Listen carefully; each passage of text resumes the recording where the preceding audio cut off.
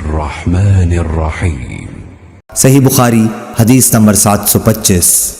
ظہیر بن معاویہ نے حمید سے بیان کیا، انہوں نے حضرت انس رضی اللہ تعالی عنہ سے، انہوں نے نبی اکرم صلی اللہ علیہ وسلم سے کہ آپ نے فرمایا صفیں برابر کر لو، میں تمہیں اپنے پیچھے سے بھی دیکھتا رہتا ہوں، اور ہم میں سے ہر شخص یہ کرتا کہ صف میں اپنا مونڈھا اپنے ساتھی کے مونڈھے سے اور اپنا قدم اس کے قدم سے ملا دیتا تھا۔